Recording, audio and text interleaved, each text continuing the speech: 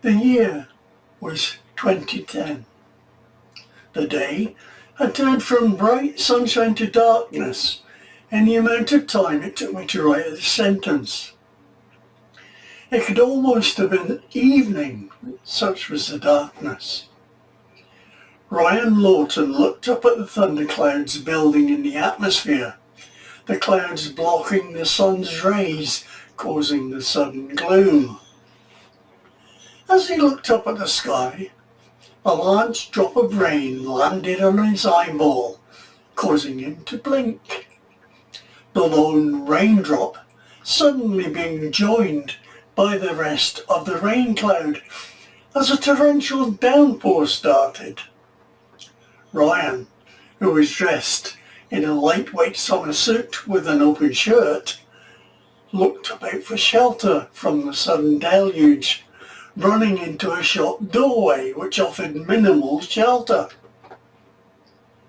As he stood there, he gazed at the splashes of water hitting the ground, forming a puddle which started to invade his shelter. Looking into the window of the shop front, he saw a notice which read, "It is with great sadness that we announce the closure of Carpenter the pawnbroker due to a death in the family. We have to inform all customers that their items are safe and secure, with all redeemable customer pledges transferred to Butler and Sons, pawnbroker at 285 New Road. All unredeemed pledges will be sold within 2 weeks of this notice. All are welcome to browse and buy unredeemed goods." The notice intrigued the balding middle-aged man's attention as he looked at his watch. Ryan Lawton nodded to himself. He was going nowhere in the sudden downpour, and he definitely needed some shelter. The wind having suddenly increased, blowing the rain straight into his hideaway. He entered the shop.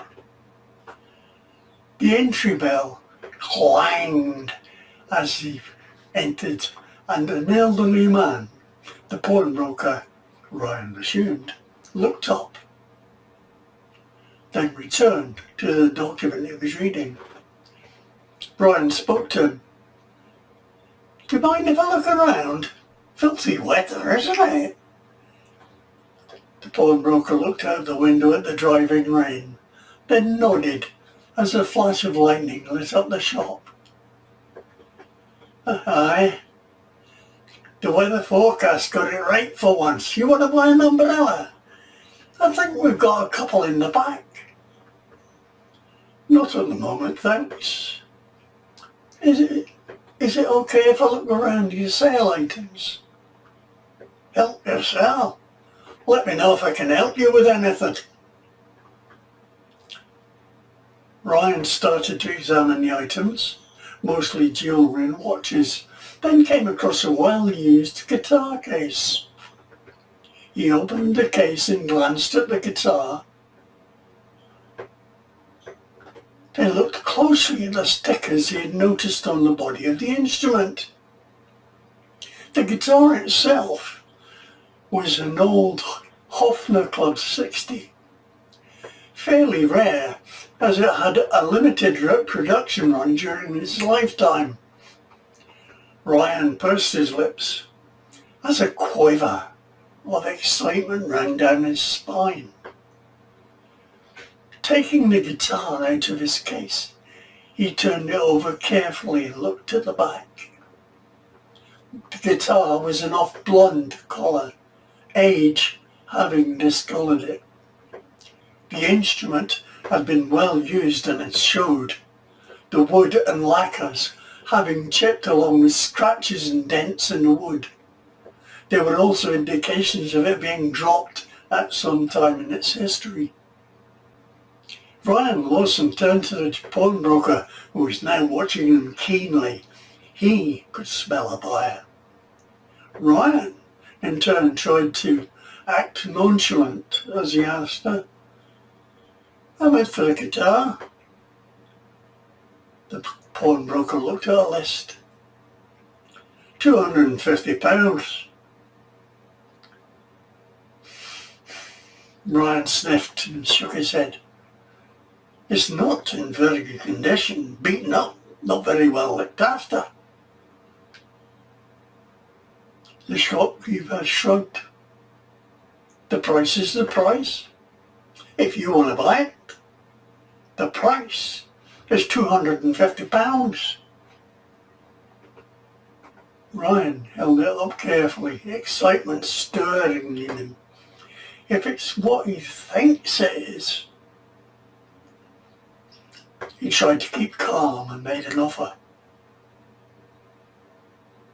£200? The pawnbroker shook his head. The price is the price. Ryan Lawton shook his head as he took a debit card from his wallet, handing it to the broker. Okay, the price is the price. I'll take an umbrella as well, please. The sale was processed and Ryan walked out into the street with his purchases, a large golfing umbrella protecting himself and the guitar from the pouring rain. A short while later he walked into the office of the Daily Ledger newspaper, passing colleagues sitting at their desks as he made his way to his own workstation. Ryan Lawton stood the closed umbrella beside his desk, placing the guitar case alongside it, a small puddle forming as the force of gravity pulled the rainwater to the floor. He had no sooner sat down and logged into the newspaper computer system than his editor, Paul Carness, approached and nodded at the guitar case. You been shopping then? Ryan smiled. I got caught in a thunderstorm and went into a pawnbroker's to get out of the rain. Oh, Paul guffawed. So you bought a guitar? You don't have a musical bone in your body. Ryan shrugged. I had a notice they were closing down, so I went to look to see what was on. What was on offer? Paul smiled. As well as get out of the rain. Well, that too. However, Ryan tapped the side of his nose mysteriously. If I'm right, that piqued Paul's interest and he stared at his reporter. There's a story in it? Ryan shrugged, barely able to hide his excitement. I think the guitar in this case is Konrad Kane's first electric guitar. Paul's eyes widened. The Konrad Kane? He looked at Ryan suspiciously. What makes you think that? I saw him play this very guitar in Hammersmith Pally in the early 60s.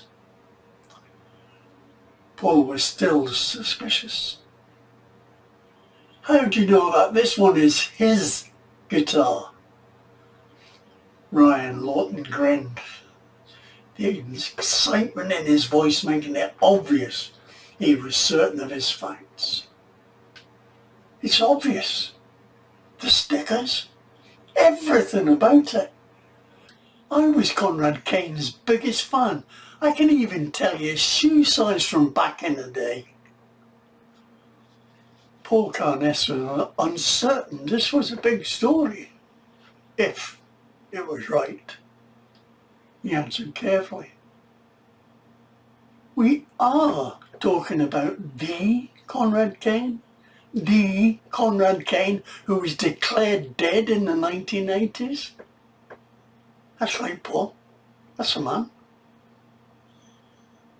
The two men looked at each other silently, Ryan trying hard to contain his excitement, Paul Carness cautious, considering various aspects of the story, if there was indeed a story at all.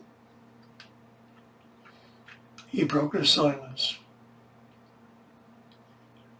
You really think there's a story here?